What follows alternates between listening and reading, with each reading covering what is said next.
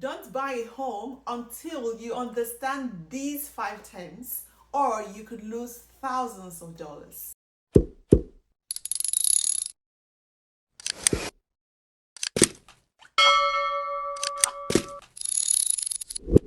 Welcome back to this channel. If you're new here, my name is Obehi Timothy, your Ontario realtor, bringing you not just real estate insights, but everything that affects your wallet, your lifestyle, and your financial freedom. Understanding these 5 real estate terms could save you time, stress, and money.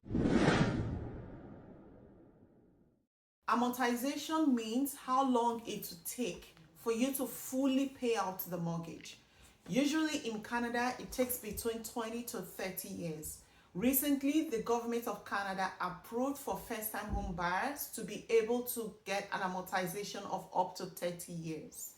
Now, with a longer amortization period, you would pay less in a monthly mortgage payments. However, the total interest you're going to pay over time will be way more. So someone with a 30 years amortization period would pay more in interest than someone with a 25 years amortization period. The shorter the amortization period, the higher the monthly mortgage payment, and the lower the interest that you pay over time throughout the amortization period. Think about it as a long game. How much interest are you willing to pay over time for a lower payment today? Equity is the current market value of your property minus how much you still owe on that property. For example, if your property is valued to be $500,000 and then you still owe $450,000 on that property, it means that your equity is up to $50,000 on that property. Now you could use that equity to invest, renovate, or refinance that property. This is how real estate wealth grows.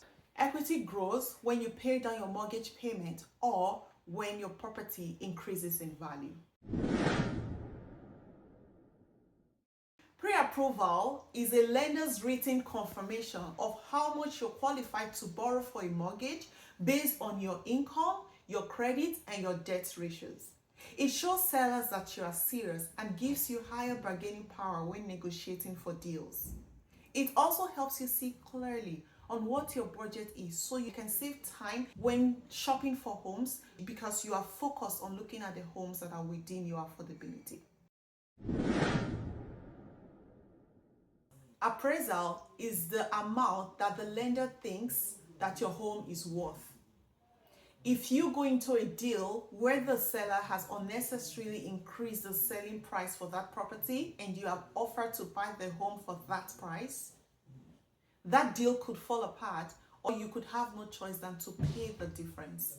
This is why it is very important for you to also carry out your own appraisal process if you are not able to wait for the lender, or you should make your offer conditional upon you completing an appraisal process to verify that your property is actually worth the purchase price that you have offered to pay to the seller. And finally, number 5, closing costs. These are all the fees that you pay on the closing date. This includes legal fees, land transfer tax, or insurance fees. Now, many people are surprised on closing date that there are extra fees that they actually need to pay before the keys are handed over to them. Some people think that once they put down the down payment, that's all. No, there are many other fees that could come up on the closing date, which is why I always advise my clients to budget between 1.5% to 4% of the purchase amount for closing costs, so that at the end of the day, you are not met with any surprises. Are there any terms that you want to understand? Put it in the comment section, DM me, or send me an email, and I'm happy to make a video on it, explaining and breaking them down for you in such a way that you will understand and be able to negotiate for your next deal. Thank you for sitting this out with me, and see you again on the next one.